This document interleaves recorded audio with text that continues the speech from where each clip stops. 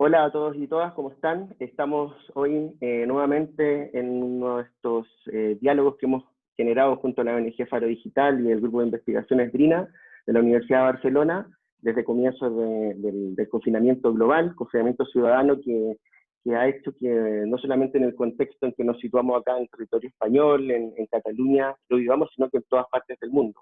Como sabéis, hemos puesto particular ojo en la situación de Sudamérica, y hoy tenemos justamente un diálogo que tiene dos voces destacadas en ambos contextos. Estamos con Toni Berger de la Universidad Autónoma de Barcelona y con Alejandra Falabella de la Universidad Alberto Hurtado de Chile, dos voces referentes calificadas para hablar justamente de cómo el sistema educativo está experimentando y viviendo el confinamiento y sobre todo, sé que a los dos no les gusta ser futurólogos, pero sí nos podrán ayudar a dar algunas inquietudes, algunas preguntas, algunas opiniones sobre cómo podría ser el proceso de desensalada en el contexto escolar, por ejemplo, y cómo tenemos que enfrentar algunas de las brechas que se han ido ampliando en este último tiempo con el confinamiento, que es un diagnóstico común que muchas de las cosas a las que hemos acudido nos han comentado. Junto a Ezequiel Pacerón, siempre, nunca, no se me va a olvidar nunca, siempre yo tengo ahí presente la presentación.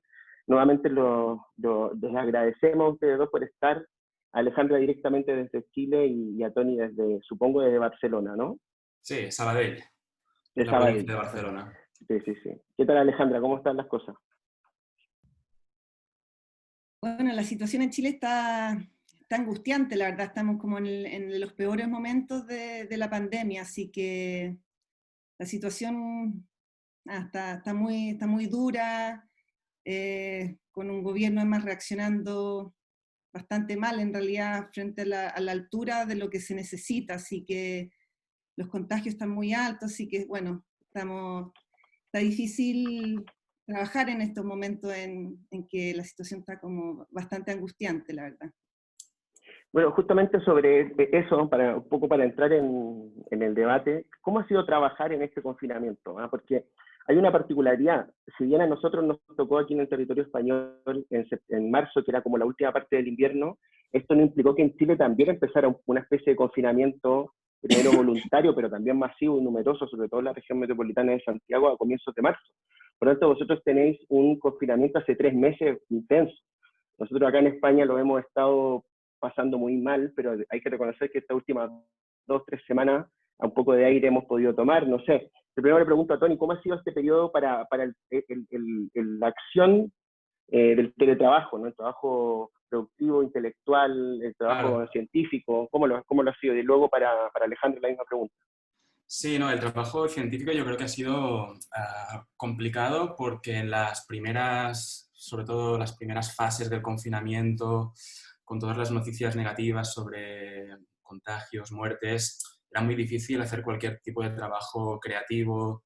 El trabajo que estás haciendo te parece que no tiene sentido porque realmente las prioridades son otras. Y también imagino que es muy diferente tener que hacer teletrabajo con niños en casa que sin niños en casa, ¿no? En mi caso, con una niña de 8 años, pues también, sobre todo en el primer mes, decides que tu prioridad es intentar que la niña esté bien, que se adapte, que no lo viva mal. Y si me preguntas desde el punto de vista de la productividad, definitivamente no ha sido el periodo más productivo de mi vida.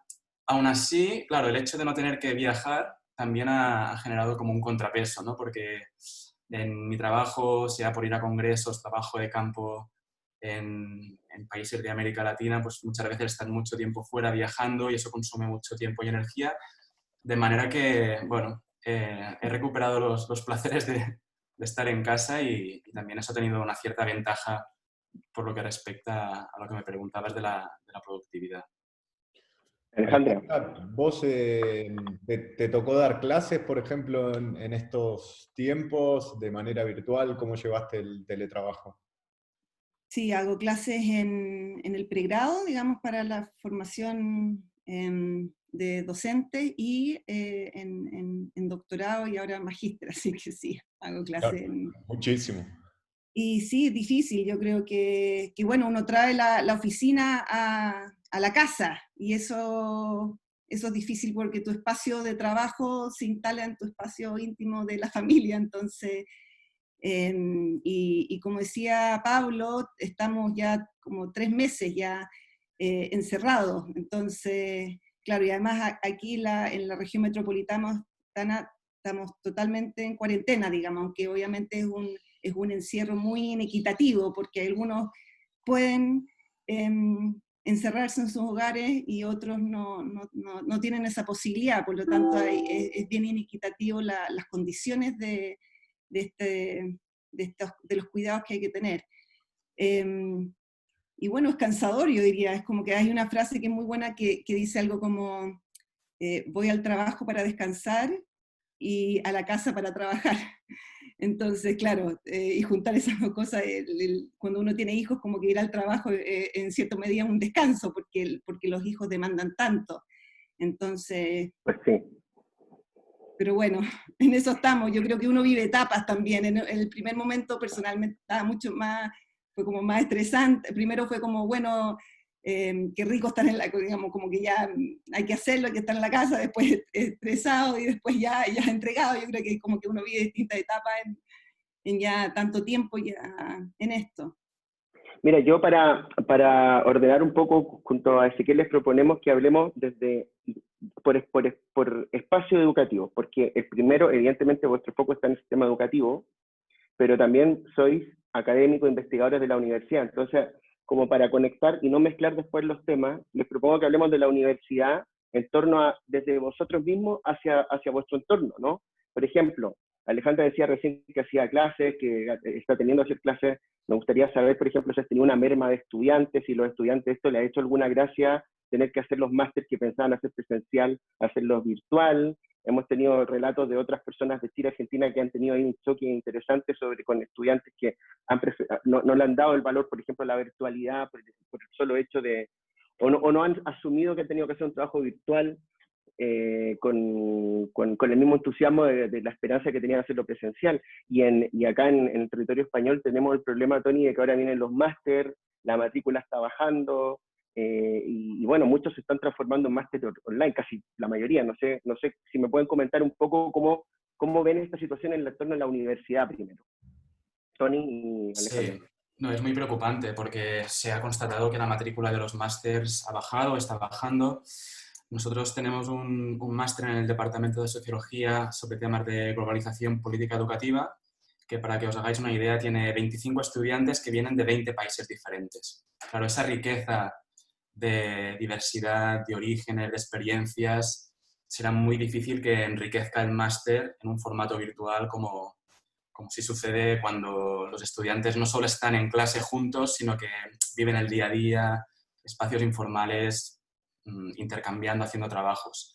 Claro, nosotros de momento vamos a intentar tirar adelante el máster presencial y estamos buscando salas con las que poder mantener la distancia física entre los estudiantes.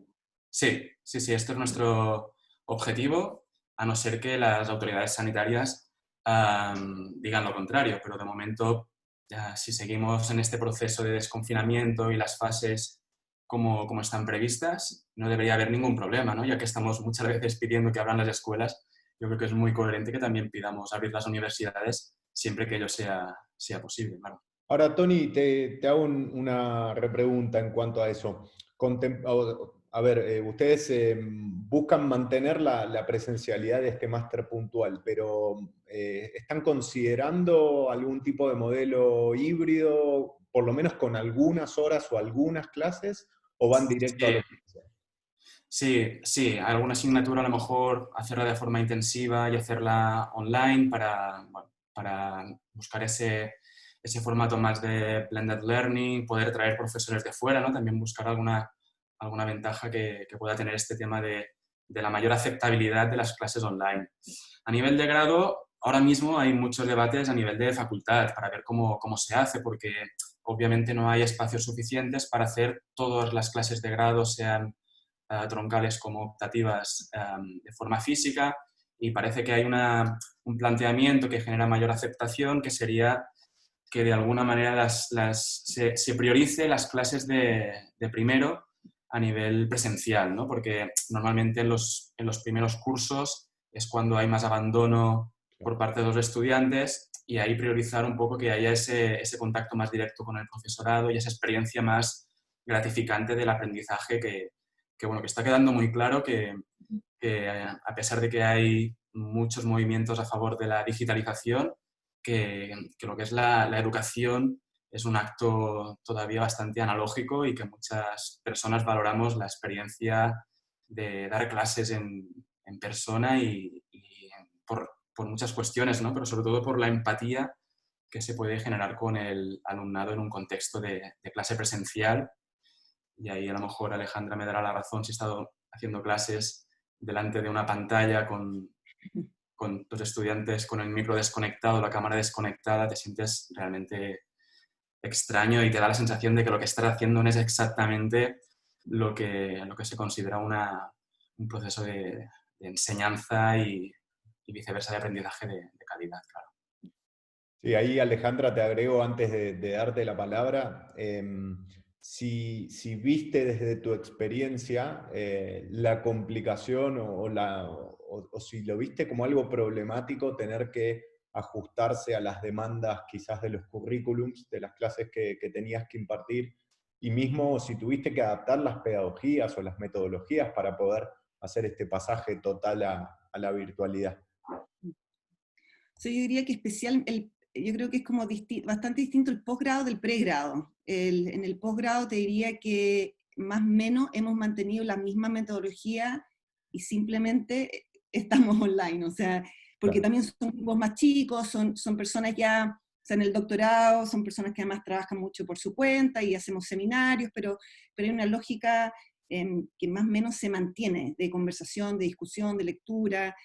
Creo que el tremendo desafío es el pregrado. Claro, además yo doy año en el primer año de docente y claro, ese es el año más frágil en que están recién entrando y claro, un modo de aglutinarse también es esto, la relación entre pares también. Tú construyes identidad como estudiante universitario junto a otros que están construyendo un proyecto profesional igual que ti, entonces yo creo que eso pierde mucho. En lo personal, sin ser experta en pedagogía a distancia, pero hay ciertas cosas que uno va aprendiendo. Yo creo que a mí me ha hecho mucho sentido la idea de poco es más. Y haber tratado de pasar todo el contenido me daba cuenta que era un error en cada sesión que hacía me daba cuenta que enseñar poco, pero profundizar que eso me ayudaba mucho, como buscar realmente los núcleos de los cursos. Yo creo que eso es algo que para mí al menos ha sido como clave. También puse a los estudiantes a trabajar en grupo y a investigar, y eso también fue muy importante, y los hice a ellos hacer las clases, y eso fue muy bueno también, como experiencia, como que... y yo creo que para ellos también, como empoderarse, hacer ellos las clases. Entonces eso, yo creo que uno va experimentando y buscando estrategias y vamos aprendiendo, digamos. Bueno, evidentemente la UNI es difícil saber, pero se enfrenta a este desafío de por un lado, el desafío de todas las voces tecnofílicas que dicen que ya la universidad presencial muere y emerge la virtual, que ya tenía tradición de 20 años con universidades que han hecho cosas importantes, ¿no? En Cataluña tenemos la UOC, la Open, pero claro, ahí tenemos una situación del discurso de plantear de que la U murió casi, y surge otra U con un discurso de afuera, o si la propia U también tendrá como posibilidades de ser autopoyética, y bueno, es que los ha hecho, ¿no? La universidad lleva 8 siglos enfrentando guerra, plaga, pandemia, y siempre está ahí, ¿no? ¿Cómo ustedes temen por el futuro de la U o lo ven un cambio brutal? ¿Cuáles son optimistas, negativos, como pasará el tema universidad? Alejandra, primero si quieres. Yo diría que, o sea, yo esperaría que todos nos transformemos en algún punto, digamos, frente a la tremenda crisis global que estamos viviendo, que además no sé, yo creo que además es como una crisis tan sistémica, por lo menos en Chile lo hemos vivido, o sea, tenemos el tema ambiental muy fuerte, en Chile estamos viendo una sequía tremenda, bueno, y en el mundo, obviamente, todos los problemas medioambientales que tenemos, entonces como el año pasado tuvimos lo que fue llamado el estallido social, reclamo contra el modelo que tenemos neoliberal, las inequidades que tenemos, bueno, ahora está el tema del racismo, o sea, yo siento que la pandemia es un punto más evidente hoy en día, pero hay una crisis desde tantos lugares, entonces creo que esperaría que esto fuera una instancia que nos obligue, nos presione las condiciones y lo que está ocurriendo para repensarnos en distintos ámbitos, del hogar, de la escuela, de la universidad. Ese es como primer punto. Ahora, a nivel de universidad, yo creo que, y de escuela también, yo creo que nos lleva a pensarnos desde lo esencial. Yo creo que eso es como... esa es como la pregunta, ¿qué es lo esencial de la educación universitaria, por ejemplo, para formarnos como docentes? Y eso yo diría en distintos planos, o sea, cuando uno es profesor, para enseñar el curso me tengo que preguntar, volver a lo esencial, ¿qué es lo esencial para enseñar a estos profesores? ¿Es lo socioemocional?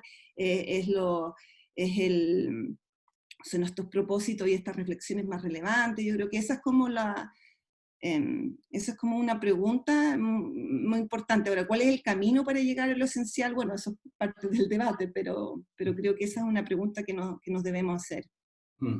Sí, no, yo creo que las universidades a distancia tienen un público muy, muy específico y están pensadas para personas que a lo mejor ya tienen una carrera iniciada o una cierta trayectoria y necesitan, pues eso, a lo mejor poder combinar una vida profesional plena con una formación permanente.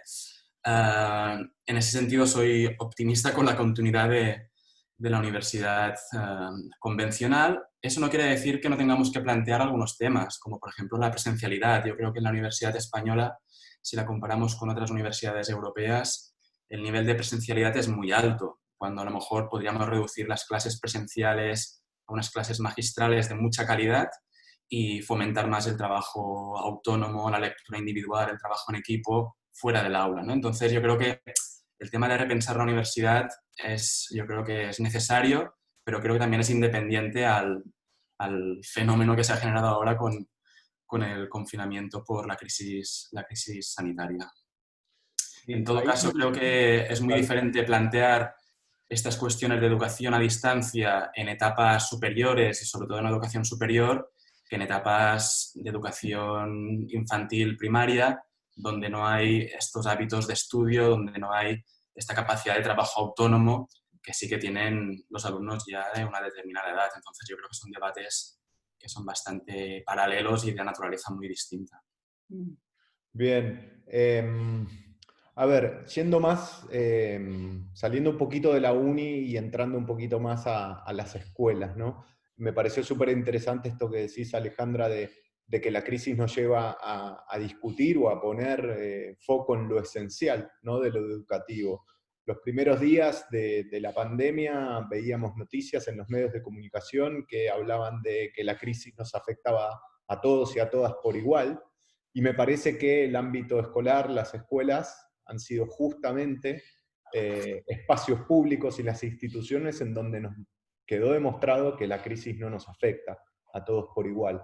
Entonces, bueno, pedirles un poquito que nos cuenten cómo ven esta situación puntual en lo referente al impacto en el sentido o más bien en la función de las escuelas. Si quieres empezar, Alejandra. O sea, yo creo que lo primero es como la importancia de la escuela, como espacio de socialización entre pares, la necesidad de que los niños y niñas estén juntos, conversen, jueguen. El valor del juego yo creo que tiene, y de la socialización nos evidencia, como en este antiguo debate de los años 60, la descolonización de la escuela, yo creo que nos vuelve a mostrar la importancia de que la escuela es un espacio altamente, está el currículum, pero por sobre todo un espacio de socialización, y yo creo que eso es como, nos recuerda eso. En términos de la inequidad, yo creo que eso es como que, digamos, la crisis nos hace evidente lo que nos entrega la escuela y también sus fragilidades de los sistemas, tanto a nivel universitario como a nivel de escuela. En las universidades estamos viviendo algo similar. Los estudiantes, la brecha digital, los estudiantes no tienen internet, y lo mismo en la escuela. Yo creo que tiene que existir una política de internet gratuito. O sea, el acceso al internet hoy en día es un bien, debiese ser un bien público. Por lo tanto, avanzar mucho más en espacios y lugares, ciudades, plazas, que tengan acceso a internet para disminuir las brechas digitales me parece muy importante en términos de ya sea con pandemia o sin pandemia, porque cada vez más el acceso al conocimiento lo necesitamos a través de internet, además de todo lo otro que nos da, como espacios de conversación, etc. Tony. Sí, yo también confirmar lo que decía Alejandra, ¿no? De cómo esta pandemia lo que ha hecho es valorizar el papel de la escuela como institución educativa y de socialización, y también el trabajo docente, ¿no? Porque te das cuenta, sobre todo los que tenemos niños en casa, de lo difícil que es no solo enseñar, sino también mantener la motivación, y sobre todo durante un periodo largo de tiempo te das cuenta de que realmente enseñar es una profesión, y que como sociedad deberíamos todos no solo valorar la escuela, sino también el trabajo docente. También un tema que se ha hablado mucho, ¿no? del potencial de la escuela para corregir desigualdades, ¿no? Porque en la ausencia de esta institución, las desigualdades, como han enseñado estudios como el de Xavier Bonal y de Sheila González, se han amplificado muchísimo, no solo porque hay niños que no tienen tabletas o ordenadores en casa o internet, que ya es una cuestión evidentemente muy importante de la infraestructura educativa online, sino que no tienen esos adultos con la capacidad de acompañar esos procesos de aprendizaje, ¿no? Por lo tanto, yo creo que sí, que esta pandemia nos ha enseñado que la educación es una institución muy importante, y que es muy importante, por lo tanto, que las instituciones inviertan en la educación pública y de calidad. Y también ha enseñado los límites de la educación online, sobre todo la educación online de emergencia, como lo que se ha aplicado estas semanas o estos meses, básicamente entendida como una forma de transmitir conocimientos, lo cual te demuestra que la función de la educación o de la escolarización va mucho más allá de esa transmisión de conocimientos, que por supuesto sí que se puede hacer en cierta manera online o a través de fichas didácticas, etcétera, etcétera, ¿no? Pero hay todo un componente de aprender a aplicar estos conocimientos, de aprender a convivir, a jugar, como decía también Alejandra, que eso es muy difícil reproducirlo en espacios digitales, al menos con las herramientas y la formación de la que disponemos actualmente. Hay bueno, gracias por las opiniones, porque en realidad, evidentemente, nunca queda de sobra recordar, por ejemplo, que la experiencia de confinamiento desvela o potencia desigualdades preexistentes, ¿no? No que las provoca necesariamente el confinamiento, ¿no? Que ya estaban. Y claro, pero el tema acá es que, no sé, tengo la sensación cuando te pones a ver las redes sociales y de institutos, ¿no? De escuelas, bueno, liceo en Chile, ¿no? Algunos públicos, concertados, privados, también en Cataluña y también en España, por supuesto. Claro. Y te das cuenta, no sé, voy a compartir una sensación, ¿no? Te da un poco de rabia, porque mientras unos centros, nosotros hemos hablado con varias directoras, ¿no? Se están organizando y en Chile y en España, no solo en Chile, ¿no? Para llevar la alimentación, por ejemplo, de la beca de alimentación a sus estudiantes, los profesores van en taxi, en todo. Otras escuelas están mandando satélite al espacio, ¿no? O sea, al espacio medio, y otros haciendo súper aplicaciones de gamificación, es como que y son concertadas, y algunas incluso hasta públicas, dependiendo del barrio, ¿no? Entonces, hay una sensación, en Chile probablemente esté más exacerbado hace tiempo, porque bueno, Alejandra ya lo ha trabajado, tú también, Tony, y con Xavier, el propio concepto de los cuasi mercados educativos, ¿no? Que tuvo su foco también en Chile, ¿no? En cierta fase. No corremos un riesgo de unas... No, es que va a sonar un poco ideológico, bueno, que suene ideológico, no pasa nada. No corremos un poco el riesgo de una sobrevalorización a la escuela concertada, que está mostrando en las redes sociales, en telediarios, todos lados, lo guay que es y lo súper potente cosas que pueden hacer, versus la escuela pública, justamente enfrenta todos estos debates, ¿no? Que hay profes que a lo mejor no quieren volver a clases todavía, quieren esperar, que no se den las condiciones, que el porcentaje de participación online, hoy día salía una nota en El Mundo, en el diario El Mundo, del Conservador, pero salía la nota de que solamente un 35% de los estudiantes en realidad en España está siguiendo o continuando con el trabajo académico desde marzo. O sea, esa es la realidad, ¿no? Hay un riesgo de aumentar la segregación escolar evidente acá. ¿Estáis preocupados vosotros que tenéis vuestro foco de estudio en esto, que se exacerbe esta brecha, que se revalorice o se sobrevalore, por ejemplo, la educación privada en desmedro de la pública? Es cierto que la reactividad de la escuela concertada ha sido mayor en comparación a la pública, la situación de pandemia. A lo mejor no tanto por un ethos de calidad educativa que sea superior en el contexto en el sector concertado, sino por la necesidad de seguir justificando el cobramiento de cuotas a las familias, ¿no? Esto ha sido, yo creo que el mecanismo clave, pero de facto ha significado que sí, que ha habido una oferta educativa más proactiva desde el minuto cero. También es verdad que en el sector público el primer parón se consideraba que sería de 15 días, por lo tanto nadie vio la necesidad de poner en marcha unas plataformas digitales que de hecho todavía no existían o no estaban instauradas por parte de las autoridades educativas. Luego vino Semana Santa y todo se retrasó en exceso, ¿no? Incluyendo a lo mejor la comunicación entre escuela y familia, por estas cuestiones un poco de calendario, pero sí que es verdad que han generado esa percepción social. Incluso podría ser factible considerar que una hipótesis es que esta diferente reactividad de un sector en relación al otro podría generar una cierta privatización de la educación. Y eso es un argumento que he oído, planteado de forma hipotética, incluso en redes de amigos, ¿no? Que decían, ostras, si yo tuviera que matricular ahora a mi hija, la metía a la concertada porque están avanzando temario y tal, ¿no? Si te mostrara Datos de la FAPAC. si te mostrara el chat del colegio de mi hijo, que es una escuela pública, el 70% se lo he compartido a Ezequiel. Y aunque me vean, se los digo, porque algunos ven esta chat. Mandamos saludos. El 70% dice que los manda ya a la concertada seguro en septiembre, octubre.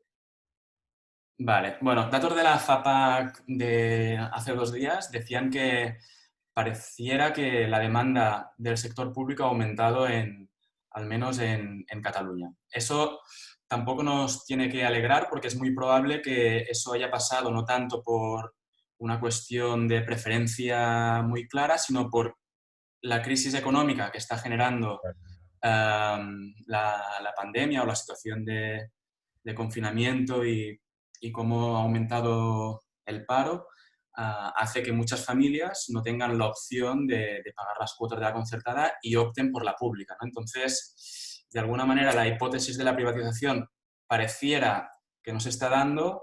La mala noticia es que no se está dando no por una cuestión de que la gente valoriza la escuela pública, sino porque habrá una crisis económica muy fuerte que hará que muchas familias no se puedan permitir la escuela concertada. Alejandra, en Chile, la situación que... Es interesante porque es distinto en realidad. Bueno, primero el sector privado en Chile es tan grande y es tan diverso, o sea, como atiende a niveles socioeconómicos distintos, bajos, medios, altos. Entonces no se genera ese como estereotipo de cada sector. Incluso diría que hay como bastante miedo a lo que ocurra, sobre todo en los colegios particulares pagados, porque lo que está ocurriendo es que los padres no están, madre y padre no lo están pagando, y han habido casos de escuelas que han cerrado, entonces muestra también la fragilidad, diría un poco al contrario el caso de ustedes, muestra la fragilidad de estos colegios, que dependen muchas veces algunos en nuestro caso los privados subvencionados, que aún cobran, y los particulares pagados, que cobran completamente sin subsidio del Estado, muestran la fragilidad también de este tipo de instituciones, que en la mitad de una pandemia pueden llegar y cerrar.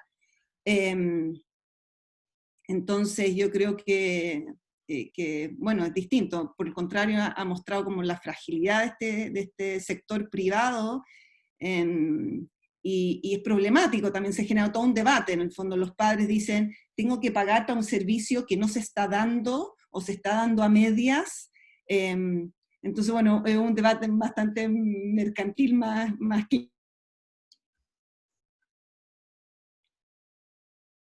Ahí se perdió un Paró poco. Alejandra, ¿no? Sí. ¿Tú, Tony, todo bien? Yo sí, ¿Todo bien? ¿Todo me puedo bien? mover todavía. Ay, no sé qué pasó. Bueno, vamos a ver si... Si recupera la conexión, yo creo que sí. Que se Sí. va. Ezequiel, mientras tanto, podrías poner en la cámara, como bloquear cámara, o sea, que no se vea su cámara. Clientelar, sí. Ahí está, ahí está, ahí está. Ahí está. Alejandra, que no te escuchamos los últimos 20 segundos. Si nos puedes repetir, por favor. Quedaste sonriendo, eso es lo bueno. Clientelar, decías. Hoy. Ahí.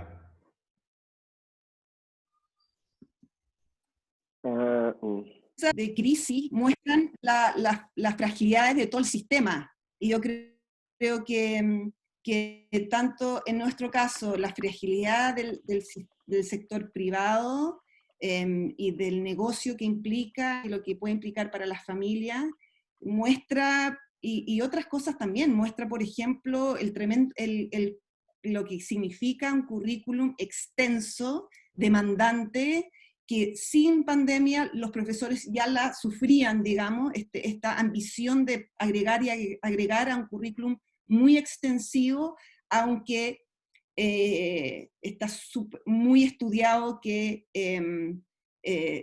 lo que se necesita son currículum que permitan profundizar en temas más que estar extendiendo en conocimiento. Las pruebas estandarizadas también son otro punto que han generado debate en el país, a pesar de que las escuelas están haciendo el esfuerzo para que los estudiantes recién aprendan y puedan que se puedan ir enseñando cosas mínimas del colegio. El gobierno ha insistido en aplicar diagnósticos, pruebas, evaluación docente, bueno, eso, la inequidad, como que todo esto nos muestra, nos exacerba y nos muestra de forma más aguda las dificultades que tenemos. El pago por asistencia, por ejemplo, nosotros tenemos un sistema de voucher, tenemos un sistema de asistencia, desde los centros infantiles, con los más pequeños, hasta la escuela. Entonces, bueno, yo creo que todas estas políticas que hemos llevado de accountability, con lógicas de mercado, se ponen en cuestión en contextos como estos. Alejandra, una pregunta intermedia, perdón, sé que quieres preguntar, Sí, pero una cosa propia del contexto, ¿no? Como el chileno, ¿no? Primero, si nos puedes contar si se va a hacer el CIMSE o no, que es esta prueba estandarizada, que hace unas semanas la Magdalena Claro nos decía casi con certeza que no se hacía, pero al parecer sí se hace. ¿En qué está esa situación? Y lo segundo, dijiste un tema re importante, re interesante, re único, que de hecho Tony en algunos artículos ya ha hecho referencia a ese tema, que tiene que ver con el pago por asistencia en Chile, que es una cosa muy peculiar, no se entendería acá realmente, ¿no? Pero ¿cómo se está procediendo a ese pago por asistencia en este marco de confinamiento? ¿Se hace? ¿Se suspendió? ¿Se paga directamente? ¿Cuál es la situación?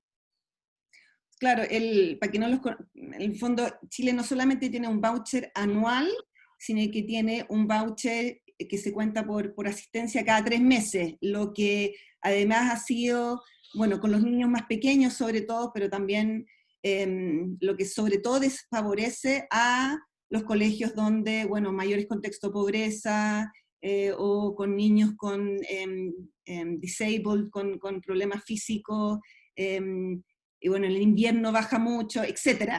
Entonces, es un sistema que bueno, se pone como incentivo para la mayor asistencia, para que los colegios presionen a las familias para que lleven a sus hijos, pero termina afectando a los colegios más pobres. Entiendo que ahora se está pagando el subsidio de forma anual, en el fondo eso está congelado. Todo está un poco, digamos, todas estas medidas que yo les cuento en términos del currículum, se priorizó, como le llaman,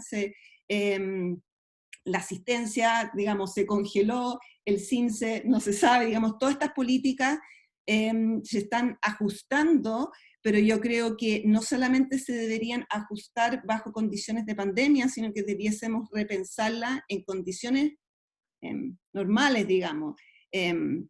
Yo creo que hacen agua, hacen crisis en este contexto. Respecto al CIMSE, ¿me preguntabas también? Sí, se va a hacer el CIMSE este año.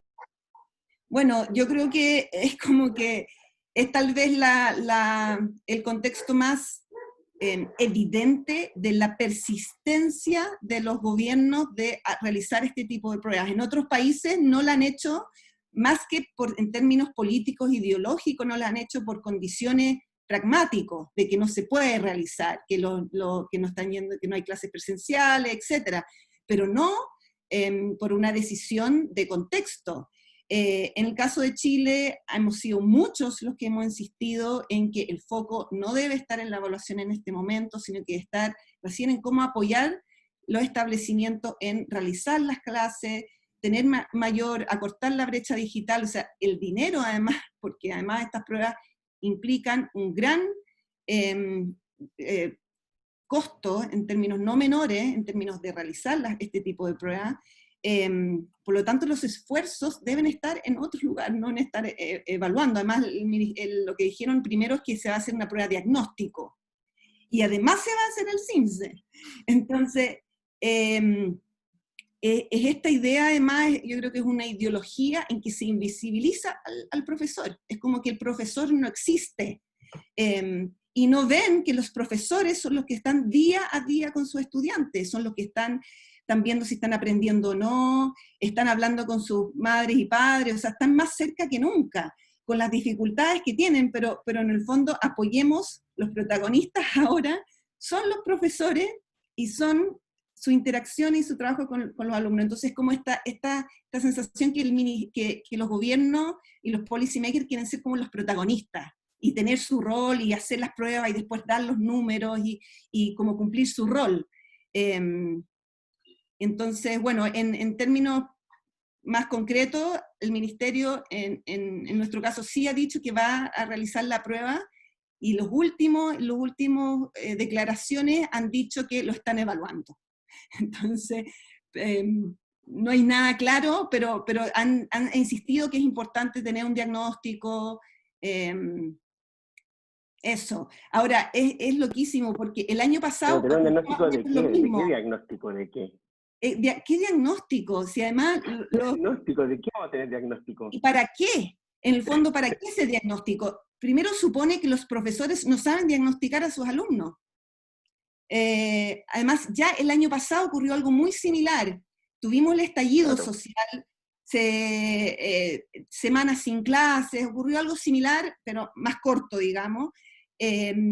Pero también hubo, te diría que la alma de los chilenos, estábamos todos como muy conectados a esto lo que estaba pasando, y un poco las clases, el trabajo pasaron a un tercer nivel. Estamos como todos muy, digamos, las familias chilenas estaban mirando los diarios, la tele, hubo como un suspenso, digamos, en todo este conflicto como país de repensar la injusticia de Chile. Y en ese caso también ocurrió que se pidió no hacer la prueba, porque de octubre, digamos, los últimos 3 meses, como que estuvo en suspenso. Y igual, con el mismo argumento, se dijo, no, hay que realizarla de todas maneras por fines diagnósticos. Al día de hoy día, todavía los resultados no nos llegan, estos de diagnóstico. Y tú dirías, ya, si, cuando lleguen esos resultados, ¿de qué le va a servir a la escuela? De lo que se diagnosticó el año pasado en otro contexto totalmente distinto. Entonces yo creo que muestra esta persistencia del el amor, el fanatismo, de aferrarse a este tipo de pruebas, y bueno, esta ideología del número, ¿sí? La gobernanza a través de los números, y es como, digamos, es como el rey desnudo, ¿sí? Dejar de hacer estas pruebas como quedar desnudo, entonces no se deja, a pesar de la situación en que estamos. Tony, ¿cómo lo ves? Acá No, en España. en España, bueno, se han cancelado aquellas pruebas que sí, que se tenían que aplicar en los meses de confinamiento, que es en la mayoría de casos, ¿no? En España no hay unas pruebas, diríamos, a nivel de Estado, sino que son las administraciones autonómicas las que implementan este tipo de evaluaciones. Y, por ejemplo, las de Madrid se han cancelado. Las de Cataluña van en fechas diferentes en función de la prueba. Creo que fueron las de ESO, las de cuarto de ESO que se hicieron, porque se hicieron en febrero, pero ahora en abril se tenían que hacer las de sexto de primaria y estas se cancelaron, aunque en realidad se sacó un decreto que decía que se aplazaban, lo cual no sé exactamente lo que significa, pero sí que a lo mejor iría en esa línea de intentar mantener las pruebas. Dime, Alejandra. ¿Cuáles son las razones de por qué no las aplican? Bueno, yo creo que todavía no está muy avanzado el tema de la digitalización de este tipo de pruebas. Y también porque ha habido mucha resistencia por parte de los centros, de muchas familias, a este tipo de pruebas estandarizadas, a pesar de que no tienen ni mucho menos las mismas consecuencias que sí que tienen en Chile. Pero era como abrir yo creo que un debate que a la administración yo creo que no le ha interesado. Y en ese sentido creo que han sido suficientemente hábiles porque ya hay mucho descontento en el sector educativo como para abrir otro melón. Sí, ahí, chicos, estaba pensando que hay otra cuestión clave más allá de esto que marca muy, muy bien de la medición, que estuvimos viendo con Pablo que emerge de distintos debates entre el profesorado mismo y que tiene que ver con la formación. ¿Cómo lo vieron ustedes en sus comunidades esto? ¿Estábamos preparados para estas situaciones? Quizás muy, muy obvia la pregunta, ¿no? Pero ¿por dónde podríamos encararlo si es que, no sé, en un año y medio, en 2 años, en esta nueva normalidad que se habla, se va a utilizar más lo digital a pesar de que vamos a poder recuperar lo presencial? ¿Cómo lo ven? Sí. Alejandro, o Tony, arranca tú. Dale. Bueno, no, es que yo creo que ha habido 2 momentos muy diferentes en el debate educativo, ¿no? Y uno es la fase de confinamiento, donde se hablaba muchísimo más de plataformas digitales y de educación online, y la fase actual en la que se está planteando cómo volver a la escuela física, y parece que la presencia del debate de la digitalización ha perdido un poco de fuelle, ¿no? En todo caso, como decía antes, ¿no? También lo que se ha planteado ahora a nivel de digitalización en muchos contextos educativos es una cosa muy de mínimos, ¿no? Es decir, la educación online es solo la punta del iceberg de lo que sería la digitalización educativa. Tened en cuenta que sobre todo en contextos anglosajones se ha avanzado muchísimo en lo que serían las plataformas de lo que se conoce como Learning Analytics, que todas las escuelas tienen contratados estos servicios y los utilizan de forma muy intensiva para evaluar a sus estudiantes, de alguna manera complementando o en algunos casos sustituyendo lo que sería el criterio más profesional de los docentes a la hora de evaluar cómo progresan sus alumnos. Ha avanzado también muchísimo todo el tema de las aplicaciones de control conductual, ¿no? Como ClassDojo, que no sé si en Chile se está implementando, pero que tiene mucho éxito en muchos contextos porque de una forma muy conductista te permite de alguna manera controlar el comportamiento de los alumnos, comunicarte con las familias, ¿no? Crear una situación bastante de panóptico para los estudiantes. Temas de los que hablábamos ahora, ¿no? De evaluación digital, tanto externa como interna. Y bueno, todo esto yo creo que forma parte del entramado de la educación digital, mucho más allá de las aplicaciones de transmisión de conocimientos, de lo que se conoce eso como educación online. Y yo quisiera destacar que en la mayoría de ocasiones lo que hemos visto a nivel de digitalización ha sido una cosa muy superflua en esta primera fase de confinamiento, que ha sido básicamente que las escuelas utilizan ahora repositorios digitales donde los niños y niñas pueden subir los deberes y de alguna manera el profesorado les da feedback, y el uso del email como sistema de intercambio. Pero es que, como digo, esto es una forma muy superflua de la digitalización, por lo tanto es muy difícil de alguna manera juzgar el nivel de penetración de la digitalización en las escuelas en base a esta primera experiencia, que yo creo que ha sido muy, muy de mínimos, y también, si ha sido tan de mínimos, sobre todo en el sector público, ha sido porque no había una infraestructura preparada por parte de la administración educativa. Sí, ahí más allá del acceso en cuanto a lo que estás diciendo, Tony, hay como una ausencia también de una perspectiva crítica, ¿no? Estabas hablando de cuestiones de seguimiento de conductas y bueno, hay todo un debate para dar en cuanto a la privacidad, la seguridad de los datos, ¿no? Sí, claro, se han utilizado plataformas comerciales por una cuestión de emergencia, con toda la legitimidad del mundo, porque imagino que era mucho más fácil acceder al Google Drive que a plataformas de acceso abierto que a lo mejor filosóficamente son más interesantes, pero que todavía no funcionan tan bien como las comerciales, ¿no? Y eso ha generado un debate muy fuerte en contextos, como decía, ¿no? Donde estas aplicaciones ya están mucho más avanzadas, porque de alguna manera, bueno, hay muchas preguntas abiertas sobre qué puede pasar con la privacidad de estos datos, empresas que van a contratar a estos futuros alumnos que pueden tener acceso a datos sobre, no solo sobre el nivel de aprendizaje, esfuerzo, sino que también la conducta de estos alumnos, ¿no? Y estos datos, si no se garantiza su confidencialidad, pueden tener aplicaciones futuras que no son para nada deseables. Alejandra. Yo quería insistir respecto a la idea de volver a lo esencial y cómo la tecnología uno lo puede usar con propósitos distintos, digamos, como lo que decía Tony. Cuando lo hablaba me acordaba la máquina de enseñar de Skinner de los años, no sé, 30. O sea, es como lo mismo, pero con una tecnología más avanzada. Yo creo que la podemos usar de distintos modos y me parece que ojalá que avancemos hacia profundizar más en el aprendizaje. Yo creo que yo creo que el desafío en primer lugar es pedagógico.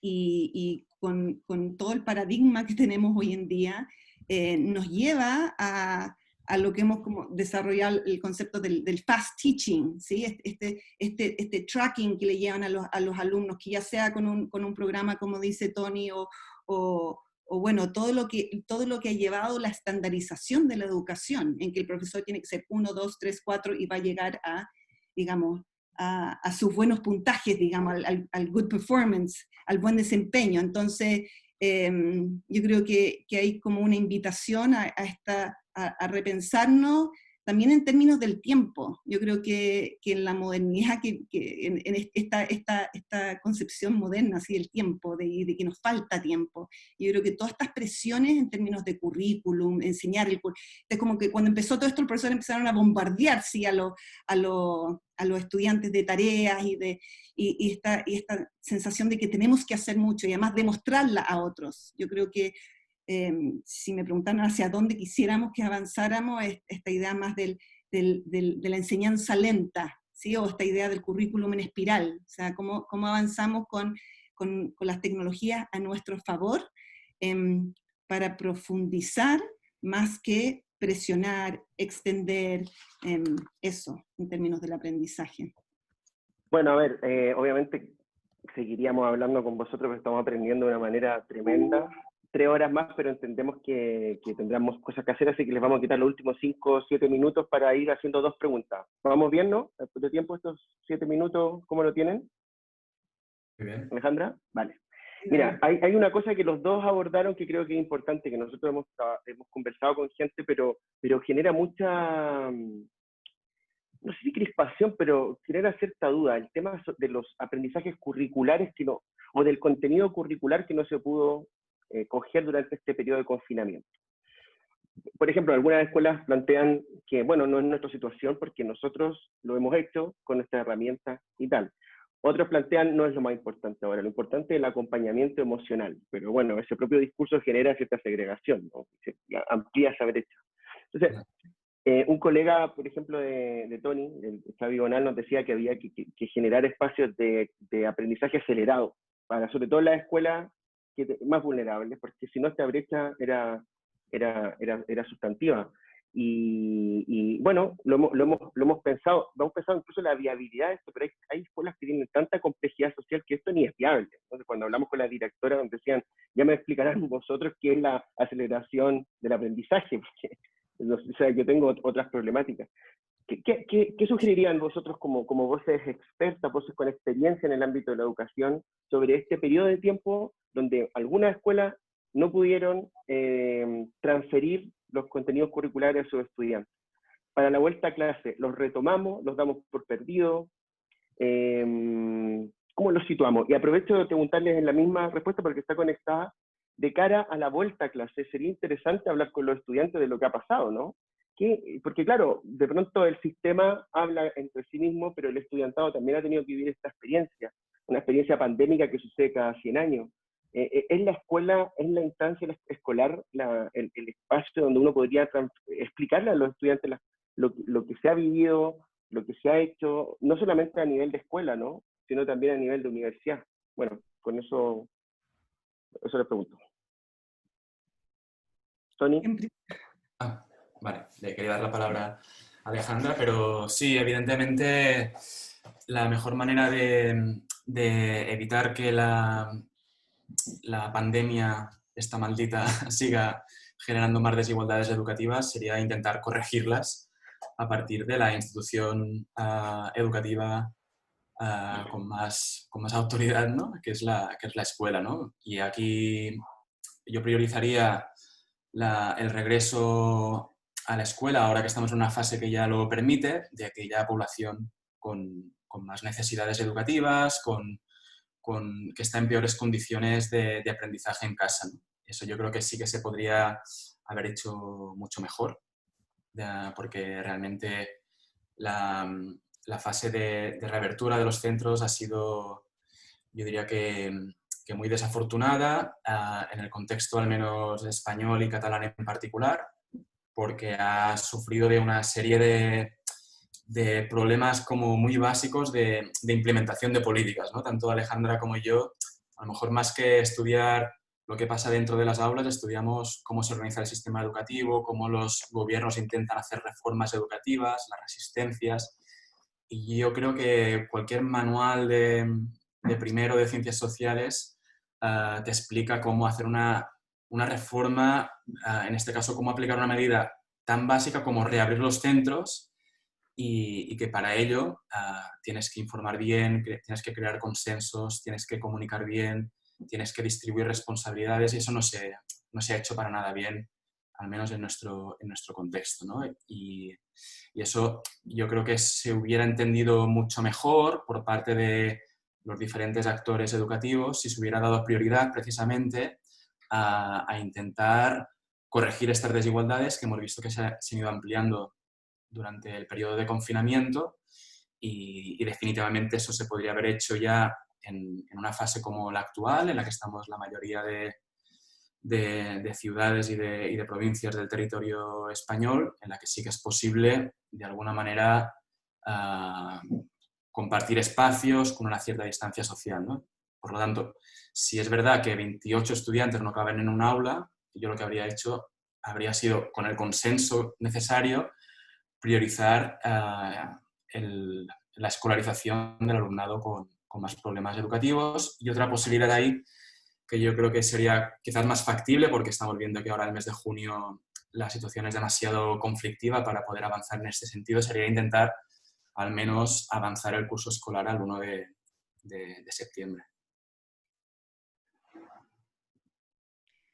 Yo diría que para ir terminando, sí, estoy totalmente de acuerdo, yo creo que hay que pensar, o sea, es necesario pensar estrategias focalizadas para la urgencia en términos de aquellos escuelas, alumnos que han sufrido más el rezago, digamos, de estas consecuencias. Ahí de nuevo, por ejemplo, en nuestro caso, la radio, la televisión, yo creo que internet, o sea, todos los medios para llegar, nosotros que todavía estamos en confinamiento, todos estos medios que pueden ser muy útiles en términos educativos, creo que han estado desaprovechados y pueda trabajarse mucho más en esos términos y buscar estrategias concretas para esos grupos. Ahora, el término aceleración a mí no me hace sentido, creo que, no sé cómo lo habrá planteado Xavier, pero yo creo que el aprendizaje no se puede acelerar, y por el contrario, creo que te lleva a aprendizajes más superficiales, que duran menos, etc. Creo que por sobre todo un tiempo que nos obliga y debemos avanzar a un aprendizaje lento, entre comillas, que me refiero más bien a profundizar desde una lógica más de espiral en términos del currículum. Yo creo que ese tipo de aprendizaje nos va a llevar mejor a aprender en estos contextos, que bueno, son los aprendizajes significativos, contextualizados, etc. Y no a esta avalancha de conocimientos, de tareas, eso. Y también, respecto a lo socioemocional, también quisiera hacer un comentario, porque está muy de moda lo socioemocional. Yo quisiera decir, profesores, no somos psicólogos. Entonces, creo que hay que aclarar eso. El profesor, su foco es el aprendizaje. Ahora, obviamente, uno aprende emocionalmente y tiene que aprender bien, y si está estresado, digamos, hay un contexto de emocionalidad. Pero nuestra tarea no es lo socioemocional. Entonces, por ejemplo, ahora en el caso de Chile, sacó que ahora el ministerio entonces, dijo que además, como les encanta la evaluación, vamos a hacer una evaluación socioemocional. ¿Para qué? Es que lo más importante es lo socioemocional ahora. Entonces, ¿qué vamos a hacer con esa evaluación socioemocional? Nuestra tarea no es lo socioemocional. Yo creo que en el fondo tampoco podemos cargarle al docente todas estas tareas y estas exigencias sociales, terminar con la desigualdad, que los niños aprendan, además lo socioemocional. Por lo tanto, yo creo que es importante como poner un foco. Los docentes, su tarea hoy día es que los niños y niñas aprendan, y aprendan bien, de forma profunda, y no llenarlos de tareas, y no llenar tampoco a los docentes de nuevas tareas que no están dentro de su responsabilidad. Eso. Buenísimo. Ezequiel, una cosa pequeña, que no quiero, antes de que se acabe esto, no quiero dejar de preguntarle a Tony su opinión sobre esta última polémica que ha habido entre las federaciones de padre y madre y con el profesorado en torno a la apertura de los centros, ¿no? Y que ha involucrado un poco también a tu entorno de trabajo. ¿Cuál es tu opinión sobre esto, sobre abrir la escuela desde ya para los colectivos vulnerables versus algunos estudios, por ejemplo el de la misma AINA, que demuestra que hay un porcentaje no menor de profesores que prefieren volver a clase en septiembre, y eso ha generado todo un debate? ¿Cómo lo ves? Sí, no, claro.